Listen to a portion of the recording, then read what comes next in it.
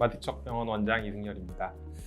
오늘은 우리 부모님들한테, 아이를 두신 부모님들한테 아주 유익하고 또 뭔가 궁금했었던 것들을 잘 긁어줄 수 있는 그런 내용을 가지고 왔습니다.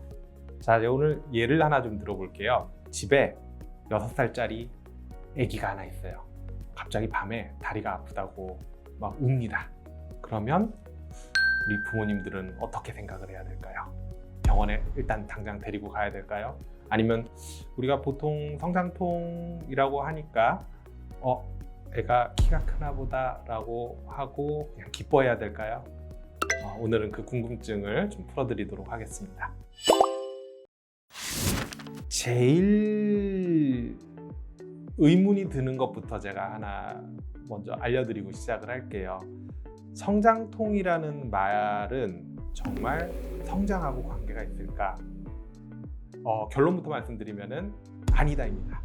아니다이고 이게 이제 성장통 자체가 이게 애가 크면서 다리가 아프다라는 객관적인 증거는 아직 없습니다. 없고, 그리고 뭐 또 한 가지는 이제 보통 우리가 성장통이 발생하는 시기가 만 나이로 했을 때 3세에서 뭐 8세, 문헌에 따라 조금 차이는 있지만 그렇게 호발한다고 되어 있는데, 실제로 우리가 어린 친구들이 갑자기 확 크는 시기, 대개는 이제 성장을 하면서 크게 두 번의 그런 시기가 있는데요. 하나는 이제 우리 볼 때, 아주 어릴 때 한 번 있고요.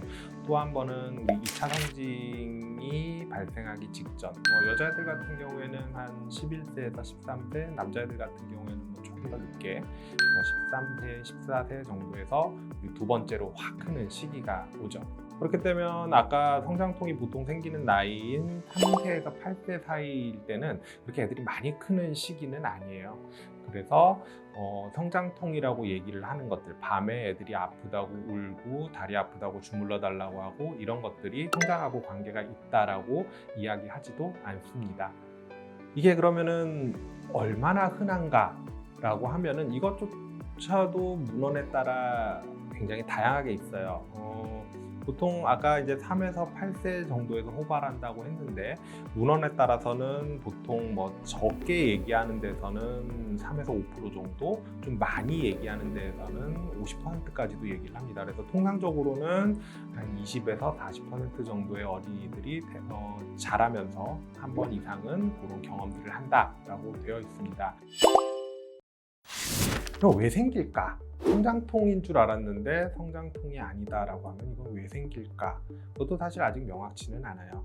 일단은 가장 유력한 원인은 그냥 활동량이 많아져서, 그냥 많이 뛰어서, 많이 걸어서 라는 게 일단은 가장 유력한 이유 중에 하나입니다. 그래서 이제 활동량 자체가 많아지면은 근육이라든지 뼈의 피로도가 이제 쌓이게 되고요. 그걸로 인해서 이제 활동이 다 끝나고 특히 밤에 통증을 이제 느끼게 되는 거죠. 그리고 또 한 가지 원인 중에 하나는 통증에 조금 예민한 애들, 상처를 입던 뭐 하다못해 같이 엉덩이 주사를 맞던 어떤 이유에 의해서건 간에 좀 통증을 좀 더 민감하게 느끼는 친구들이 있죠. 그런 친구들이 성장통이 좀 더 호발하는 경향을 보인다라고 주장하는 연구들도 있습니다.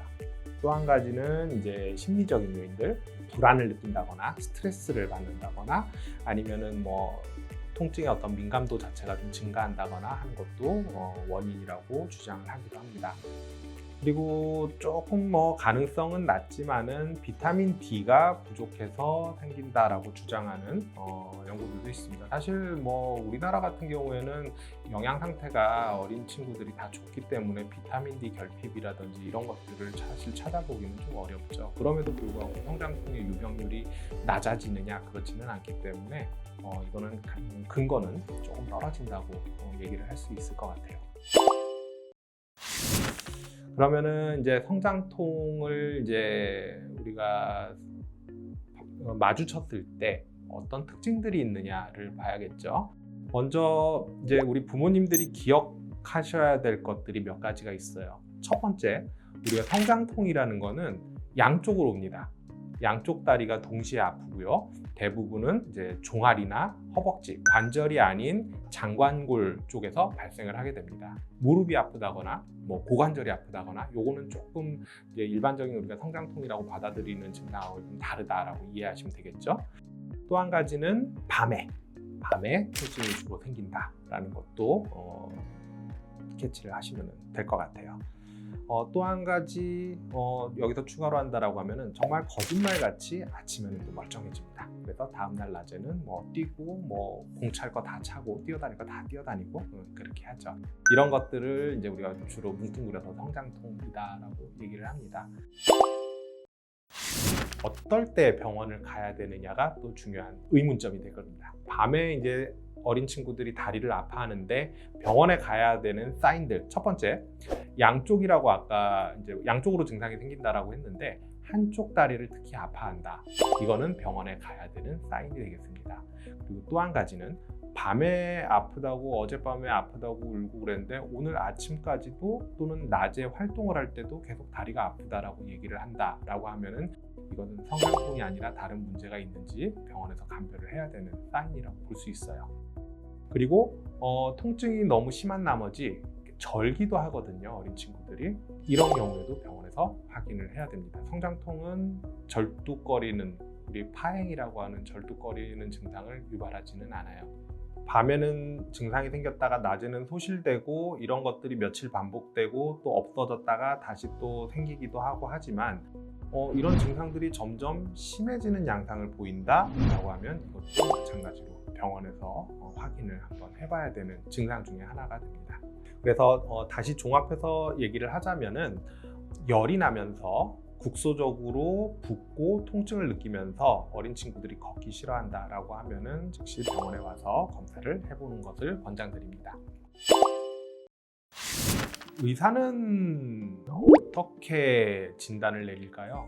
성장통 자체는 어떤 특정 검사를 통해서 진단을 내리지는 않습니다. 다만 성장통을 진단을 내리는 것보다는 성장통과 유사한 증상을 나타낼 수 있는 다른 질환들을 감별하는 것을 좀 더 중요하게 생각한다고 보시면 될 것 같아요. 그래서 우리가 놓치면 안 되는 질환들하고 연관되어 있는지 이런 것들을 감별하기 위해서 엑스레이라든지 초음파라든지 필요하면은 MRI나 혈액 검사 등을 해볼 수는 있습니다. 그래서 병원에 와서 증상에 따라서 맞는 검사 방법을 택하면 됩니다. 성장통으로 진단이 내려지고 병원에 왔을 때 다른 문제가 없다라고 했을 때 그러면은 아픈 아이를 어떻게 해야 되느냐? 며칠 지나면 괜찮아지니까 그냥 두느냐? 그렇지는 않고요. 통증에 대한 대증적인 치료들을 할 수 있습니다. 가장 중요한 치료는요, 부모님이 걱정하시지 않고 안심하는 게 일단 첫 번째, 제일 중요한 게 되겠죠.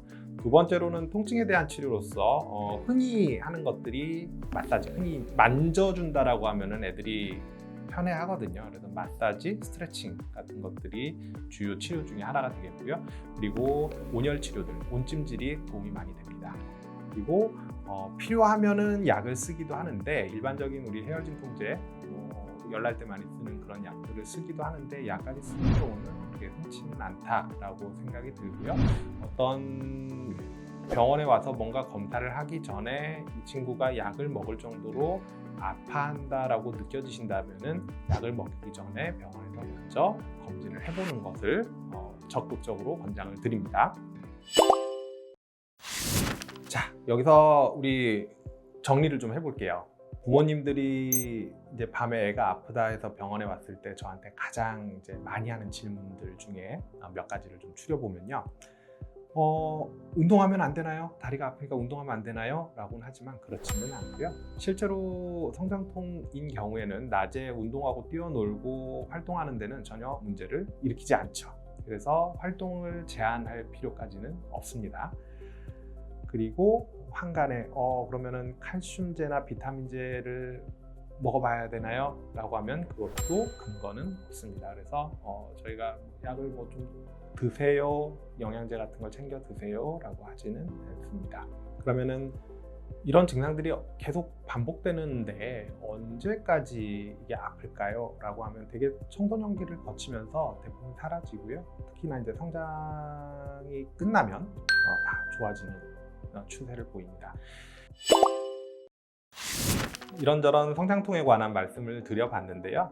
종합적으로 말씀드리면은 우리 부모님께 드리는 메시지는 다음과 같습니다. 첫 번째로는 성장통은 매우 흔한 질환이고요. 사실 질환이라고 하기도 좀 어렵죠. 이제 어린이들이 크면서 흔히 이제 느끼는 증상 중에 하나라고 보시면 됩니다.